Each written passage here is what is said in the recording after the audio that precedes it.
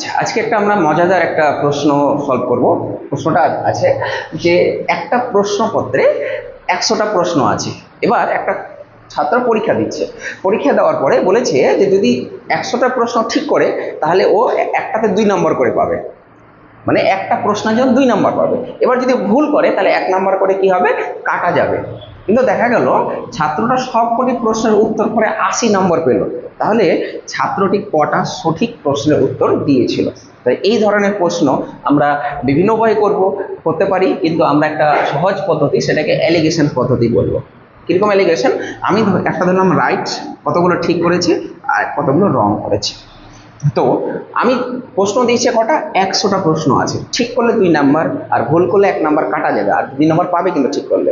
ধরে নিলাম ছাত্রটা 100টা প্রশ্ন ঠিক করেছে, তাহলে 2 নম্বর করে পাবে। তাহলে কত নম্বর পাবে? 200 নম্বর পাবে। এবার আমি ধরে নিলাম ছাত্রটা 100টা প্রশ্নই ভুল করেছে, তাহলে কত পাবে? -100 নম্বর পাবে। ঠিক আছে, কিন্তু ক্যালকুলেশন করে দেখা গেল কত নম্বর পেয়েছে বাচ্চাটা? 80 নম্বর পেয়েছে। ঠিক আছে, তো এলিগেশন পদ্ধতিটা হলো এই যে এদিকে এক পাশে লিখবো, এক পাশে লিখবো, মোট গড় যতটা পেয়েছে সেটা নিচে লিখবো। এবার এটাকে কি করতে হবে? মাইনাস করতে হবে। ঠিক আছে, তো আমি কি করছি, এই 0 0 কেটে দিলাম, বিয়োগ করতে আমার সুবিধা হবে। ঠিক আছে, তো এটা থেকে বিয়োগ করতে পারি বা এটা থেকে এটা বিয়োগ করতে পারি, কোনো সমস্যা নাই। 20 থেকে 8 বিয়োগ করলে কত হবে আমার? 12, বা 8 থেকে 20 বাদ দিলেও 12 হবে। এবার যদি বিয়োগ করি, 8 থেকে 10 বিয়োগ করলে কত হয়? আমাদের 2 হয়, কিন্তু প্রশ্ন হলে এখানে একটা মাইনাস আছে। তাহলে 8 বিয়োগ তারপরে আরেকটা বিয়োগ, তাহলে মাইনাস মাইনাসে আমরা কি জানি? প্লাস। তাহলে 8 আর 10 কত হচ্ছে আমার? 18।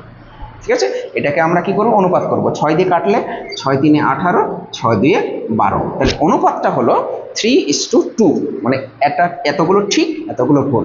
এবার বলেছে ছাত্রটি কটি সঠিক উত্তর দিয়েছিল। সঠিক মানে রাইট, রাইটের সামনে কত আছে? 3, তাহলে 3 লিখবো উপরে। টোটাল অনুপাতের সমষ্টি কত আছে আমার? 5, ইন্টু প্রশ্ন কটা ছিল আমার কাছে? 100টা প্রশ্ন ছিল। তাহলে 5 দিয়ে কাটলাম, 5 20 100, 20 3 কত হচ্ছে আমার? 60। তাহলে ছাত্রটি কটি সঠিক উত্তর করেছিল? 60টি সঠিক উত্তর করেছিল।